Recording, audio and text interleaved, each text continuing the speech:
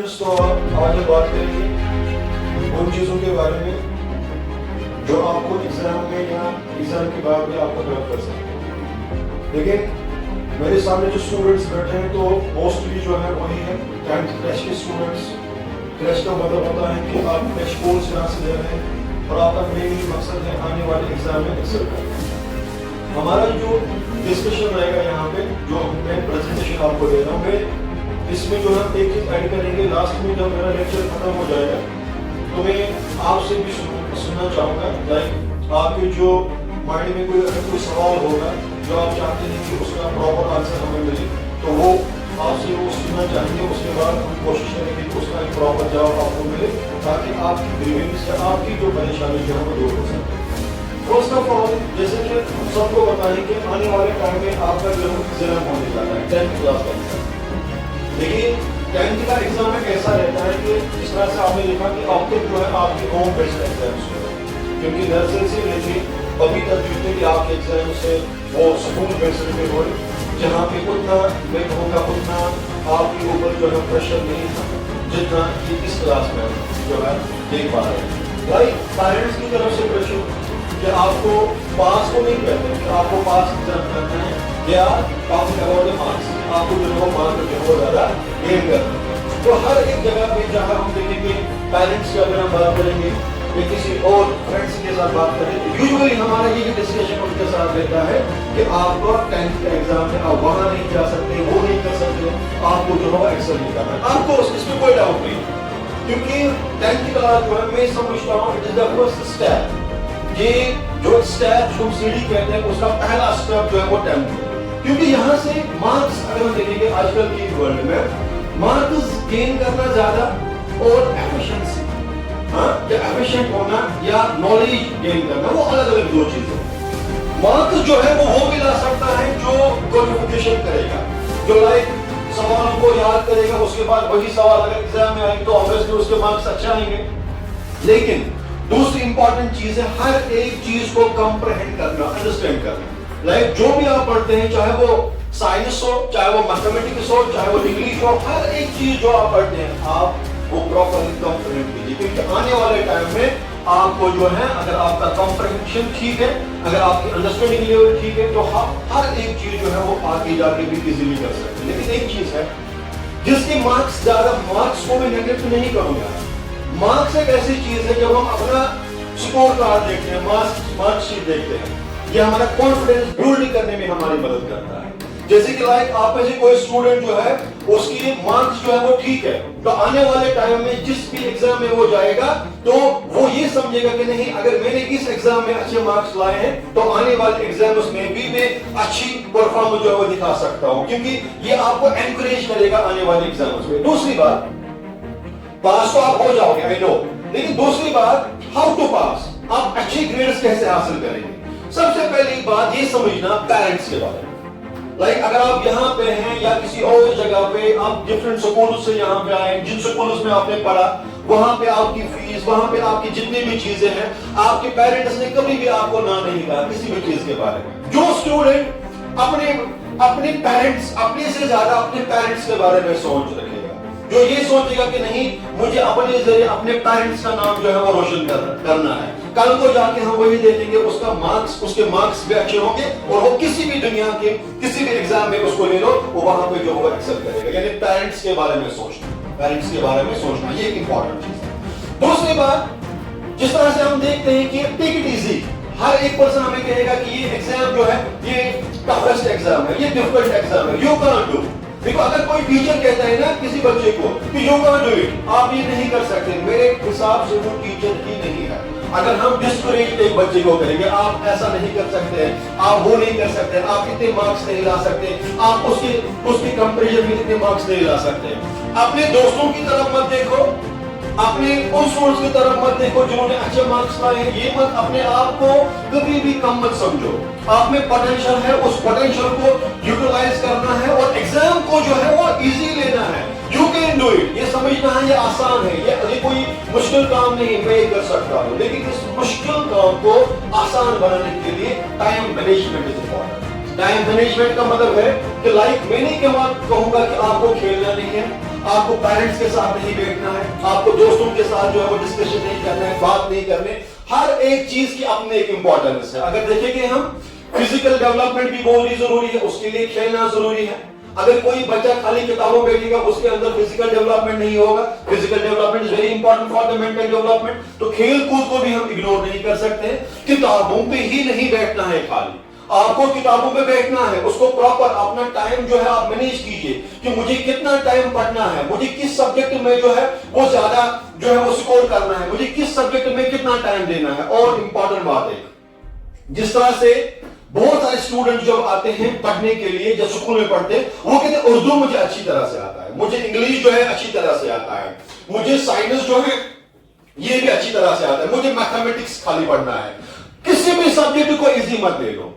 Every subject, जो भी आप 10th क्लास में सब्जेक्ट पढ़ रहे हैं, हर एक सब्जेक्ट की जो है अपनी एक इंपॉर्टेंस है। कोई भी सब्जेक्ट जो है वो इजी नहीं है। हर एक सब्जेक्ट को आप समझिए कि इसकी एक अपनी इंपॉर्टेंस है। सो टाइम जब आप मैनेज करेंगे, जब आप टाइम टेबल बनाएंगे, उस सब्जेक्ट को ज्यादा फोकस कीजिए जो आपको लगता है कि इसमें ज्यादा मुझे अटेंशन देने की जरूरत है, इसमें मुझे पढ़ने की ज्यादा जरूरत है। और ओवर कॉन्फिडेंट नहीं होना है, ओवर कॉन्फिडेंट नहीं होना है। देखिए, जो हम क्लास टेस्ट यहां पे लेते हैं, उसमें कोई स्टूडेंट जो है अच्छा स्कोर करता है। स्कोर करने का मतलब ये नहीं है कि बस उसका हो गया। नो, आने वाले टाइम पे उसको जो है वो कंपटीशन जो है वो बाकी स्टूडेंट्स के साथ है, उसका कंपटीशन जो है वो वैली के स्टूडेंट्स के साथ है, उसमें उसको नजर रखनी है, उसको ओवर कॉन्फिडेंट नहीं होना है। अगर आपके 20 में से 20 मार्क्स आ रहे हैं क्लास टेस्ट में, आपको ये नहीं कहना है कि इट इज ओवर, आपको ये कहना है कि नहीं, मुझे आगे और ऐसा स्कोर जो है वो मेंटेन करना है। Maintenance very important. जो बच्चा क्लास टेस्ट में मेंटेन करेगा अपना ये स्कोर, वही कल को जाके आपका स्कोर जो है बेटर होगा। और कोई भी क्लास जो है वो बंक मत कीजिए। जैसे कि लाइक अगर कोई स्टूडेंट यहां पे पढ़ रहा है, वो क्लास जो है वो बंक नहीं करना है। जैसे कि अगर आप, मैं नहीं कहता हूं कि आपको घर में जाके पढ़ना है, घर में भी आप पढ़ सकते हैं। रिव्यू तो आपका सिलेबस ऑलरेडी कंप्लीट है, आप घर में भी पढ़ सकते हैं। लेकिन यहां पे क्या होता है, या बाकी जगहों पे जहां पे रिवीजन होता है, यहां पे जो क्लास टेस्ट होते हैं, जो हम क्लास टेस्ट कंडक्ट करते हैं, वो प्रॉपर मैनर में होते हैं। हमें पता होता है कि हमें किस सिलेबस का जो है एग्जाम देना है। घर में हम उतना जो है वो सीरियसली नहीं पढ़ते हैं। और आपके पास ये मत सोचिए, अगर किसी को 0 लेवल से स्टार्ट करना है, you have plenty of time. अभी आपके पास ये मंथ है, अभी आप उसके बाद और मंथ है, और 15 मार्च से आपका जो है वो एग्जाम जो है वो स्टार्ट होगा। सो टेक इट इजी, इसको इजी लेना है। स्ट्रेसफुल कंडीशन में नहीं रहना है कि मैं ये चीज नहीं कर सकता हूं। आप हर एक चीज आप में पोटेंशियल है, उस पोटेंशियल को जो है आपको प्रॉपर्ली यूटिलाइज करना है। और वन मोर थिंग, आप अपने पास जो है वो प्रीवियस क्लासेस के पेपर्स रखिए। प्रीवियस क्लास पेपर से क्या होगा, ये जरूरी नहीं है कि वही क्वेश्चन रिपीटली वहां पे आएंगे। नो, जिस तरह से स्टूडेंट जो मैंने अक्सर देखा है, सर हमें गेस्ट पेपर चाहिए। Guest paper is not important. Guest paper से इंपॉर्टेंट है पेपर पैटर्न समझना। पेपर पैटर्न जो है वो कैसे आप अंडरस्टैंड करेंगे, वो इस चीज से आप अंडरस्टैंड कर सकते हैं जब आप पिछले सालों के पेपर्स लाएंगे, उनको ऑब्जर्व करेंगे और देखेंगे कि आपका सिलेबस जो है किस हिसाब से क्वेश्चन जो है वो डिमांड करता है। और इंपॉर्टेंट बात है, जब हम क्लास में एग्जाम देने जाते हैं, वहां पे 3 घंटे का पेपर होता है। इंग्लिश, उर्दू या बाकी सब्जेक्ट जो है 3 घंटे का पेपर होता है। उसमें आपको उन 3 घंटों में सारे क्वेश्चंस करने हैं। That's a time management. Time management जो है वो खाली आपको प्रिपरेशन के लिए जरूरी नहीं है।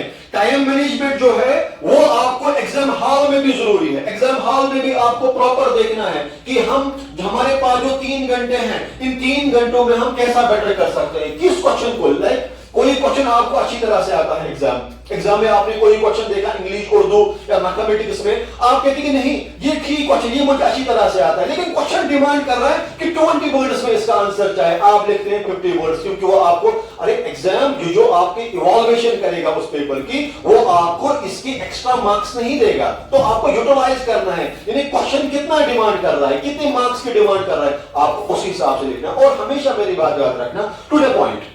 जो भी क्वेश्चन डिमांड करा आप उसी के हिसाब से उसका जो है वो आंसर लिखिए। और जो आपने पढ़ा है, लाइक अगर हम यहां से, जो आपने ऑलरेडी सिलेबस आपका कंप्लीट है, पहली चीज जिस तरह से मैंने कुछ स्टूडेंट्स के अंदर बात कर रहा था, वो कह रहे sir we have the notes, we have the MCQ types हमें दिए गए स्कूल में, इट इज नॉट सफिशिएंट। ये सफिशिएंट नहीं है। आपको जो है एक्सेल करना है एग्जाम में, इसके लिए खाली ये आपको मिला है, मटेरियल आपको मिला है, जिसका आपके पास नोट्स है या एमसीक्यू बेस्ड आपके पास क्वेश्चन है, लेकिन क्या आप मुझे बताओ क्या आप ये मानते हैं कि अभी तक आपने उन चीजों को प्रॉपरली नहीं खोला होगा? प्रॉपरली जो है वो कौन सा बच्चा, कौन सा स्टूडेंट जो है जो घर में जाके किताब खोलता है और देखता है कि आज मैंने कितना पढ़ा, मैं चेक करूंगा कि आज मुझे कितना आता है। जैसे कि लाइक हम कहते हैं ना इंग्लिश स्पीकिंग कोर्स, हम कहते हैं कि इंग्लिश स्पीकिंग कोर्स मुझे जानना है। लेकिन जब तक आप प्रैक्टिस नहीं करेंगे आपको इंग्लिश जो है वो बोलना नहीं आएगा, लिखना भी नहीं आएगा। क्या आप में से कोई स्टूडेंट है जो घर जाता है उसके बाद अपनी रफ कॉपी उठाता है, कॉपी उठाता है, उसके बाद लिखना स्टार्ट कर किसी भी टॉपिक के बारे में? कल को जाके you are the coming IAS officers, you are the coming case officers, आप ही में से डॉक्टर्स होंगे, आप ही में से कल इंजीनियर्स होंगे। एंड आपको अपना पोटेंशियल आज से ही जो है वो अपने आप में यूटिलाइज करना है। और एक लास्ट में मैं एक बात आपको कहूं, aim, what is your aim? क्या आपका कोई एम है? क्या आपका कोई मकसद है? जब तक आपका मकसद नहीं है कि तालीम हासिल करना के लिए डायरेक्शन जैसे अपना एम बनाए और एम जो है हमेशा ऊंचा रखे, एम छोटा मत रखे। जितना एम आपका बड़ा होगा उतना आप मेहनत करेंगे, जितना आप मेहनत करेंगे आप लाइफ में जो है वो एक्सेल होंगे। अब मैं आपसे जानना चाहूंगा, मैं आपके साथ जो है मैं डिस्कशन प्रोसेस, लेकिन जो है वो स्टूडेंट जो है जो अपना क्वेश्चन कहेगा वो आप बाकी उसके क्लियरली सुनेंगे। और बाकी लाइक एग्जाम के बारे में आपके क्या क्वेश्चंस है, किस चीज के बारे में आपको लग रहा है कि सर ऐसा होना चाहिए, या मतलब कुछ चीज में मुझे इंप्रूवमेंट चाहिए, आप you just raise your hands and ask the questions freely. अगर किसी को कोई सवाल है वो कर सकता है। जैसे मैंने यहां पे बात की थी प्रॉपर यूटिलाइजेशन ऑफ टाइम को प्रॉपर यूटिलाइज करना, ये बातें आपने सुने हैं, लेकिन इनको प्रॉपरली आपको प्रैक्टिकल मैनर में जो है वो इंप्लीमेंट करना है। फोकस ऑन सिलेबस, जो आपका सिलेबस है वो आप उसके ऊपर जो है वो फोकस कीजिए। प्रीवियस ईयर क्वेश्चन पेपर, जो लास्ट ईयर के क्वेश्चन पेपर्स आपके हैं उनको जो है वो प्रॉपरली आपको चेक करना है, सिर्फ चेक करना है, देखना है कि पेपर पैटर्न क्या है। क्लास टेस्ट जो आपके होते हैं, अगर इस सब्जेक्ट में आपका स्कोर जो है वो कम हो रहा है, आपको ये चेक करना पड़ेगा कि आपका स्कोर जो है वो कम क्यों हो रहा है। ऐसा ना हो कल को जाके आपके 4 सब्जेक्ट्स में अच्छे मार्क्स है, एक सब्जेक्ट जिसको आपने इजी लिया तो उसमें आपके मार्क्स जो है वो अच्छे नहीं है, ये आपको देखना पड़ेगा। क्योंकि अगर 5 सब्जेक्ट्स देखिए, ये हैंड है, ये परफेक्ट हैंड तब कहलाएगा जब इसमें जो 5 फिंगर्स दिए हैं जब ये कंप्लीट हो गया। अगर इसमें एक फिंगर नहीं है, इनकम्प्लीट हैंड है। इसी तरह से अगर आपके 5 सब्जेक्ट्स है, अगर एक भी सब्जेक्ट में आपका स्कोर डाउन है, मैंने ऐसे भी स्टूडेंट्स देखे हैं जिनका स्कोर जो है 100 आउट ऑफ 90 मार्क्स को लाते हैं, या 95 या 100 आउट ऑफ 100, लेकिन उर्दू उनका जो है वो फेल होता है, वो रिपेयर होता है। या उर्दू में जो है उनके 33 मार्क्स ओनली होते हैं, या इंग्लिश में वो कम स्कोर करते हैं। लैंग्वेज सब्जेक्ट जो इंग्लिश और उर्दू है, इनको इजी मत लीजिए, क्योंकि अक्सर जो देखा गया है ये जो एसएसटी का सब्जेक्ट है इसमें एमसीक्यू से वहां पे ज्यादा आते हैं, इसको इजीली आप पास कर सकते हैं। मैथमेटिक्स इज ऑल अबाउट, जैसे कि मैथमेटिक्स हम देखते हैं, जब मैथमेटिक्स की मार्किंग स्टेप बाय होती है, इसको भी हम पास कर सकते हैं। अगर प्रैक्टिस किया जाए तो हम इसको पास कर सकते हैं। लेकिन इंग्लिश वापस क्यों आता है, ये रिपेयर अक्सर क्यों होता है? बिकॉज ये डिपेंड्स अपॉन द ग्रामर। जब तक आपका ग्रामर जो है वो करेक्ट नहीं होगा तब तक जो है वो आप एक्सेल नहीं कर सकते। खाली आपको इंग्लिश में बुक के ऊपर कंसंट्रेट नहीं करना है, आपको ग्रामर के ऊपर जो है वो ज्यादा फोकस करना है as compare to the book. और प्रॉपर रिवीजन खाली आपको स्कूल में नहीं करना है, रिवीजन खाली आपको कोचिंग सेंटर में नहीं करना है। रिवीजन प्रोसेस जो है ये आपका कंटिन्यू रहना चाहिए घर में भी, ठीक है। हेल्थ का मतलब है, मेरी हेल्थ को यहाँ पे क्यों जोड़ा, क्योंकि हेल्थ भी एक इंपॉर्टेंट फैक्टर है। जब आपकी हेल्थ ठीक रहेगी तभी जाके आप सेंटर जाएंगे, तभी जाके आप किताबों पे बैठ सकते हैं, तभी जाके आप रिवीजन कर सकते हैं, तभी जाके आप प्रीवियस क्वेश्चन पेपर को चेक कर सकते हैं। इसका ख्याल रखिए। एंड टाइम मैनेजमेंट जो है इज मोर इंपॉर्टेंट। जब एग्जाम हॉल में जाएंगे टाइम मैनेजमेंट जो है वो जरूरी है। आई होप कि अगर आप इन चीजों को इंप्लीमेंट करेंगे तो इंशाल्लाह आने वाले एग्जाम में आप एक्सेल करेंगे। एंड आई होप कि आने वाले फ्यूचर में जो भी आपके एग्जाम्स होंगे उनमें भी आप एक्सेल करेंगे। और लास्ट में एक ही बात जो मैं रिपीट करूंगा, जो मैंने पहले भी कही थी, कि पेरेंट्स का ख्याल रखिए, क्योंकि you are here only because of your parents. आप अपने पेरेंट्स की वजह से यहां पर हैं। अगर आप अच्छे अच्छे स्कूलों में पढ़ रहे हैं, आपकी फी वगैरह बाकी चीजें, किसी का फादर फार्मर है, किसी का फादर जो है वो प्रेसिडेंट है, किसी का फादर गवर्नमेंट एम्प्लॉय है, लेकिन सारे वर्क कर रहे हैं ना, सारे काम कर रहे हैं फॉर किसके लिए? आप लोगों के लिए। सो उस चीज का जो है वो ज्यादा ख्याल रखें। और कंपनी मैटर्स, जिस कंपनी में आप उठते बैठते हैं वो उसका अच्छा होना जो है वो मोर इंपॉर्टेंट है। कोई क्वेश्चन जो आपके माइंड में है? Any question?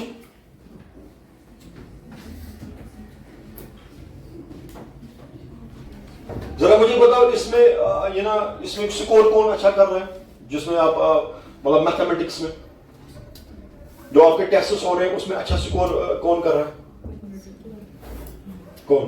आप। उसके बाद एसएसटी में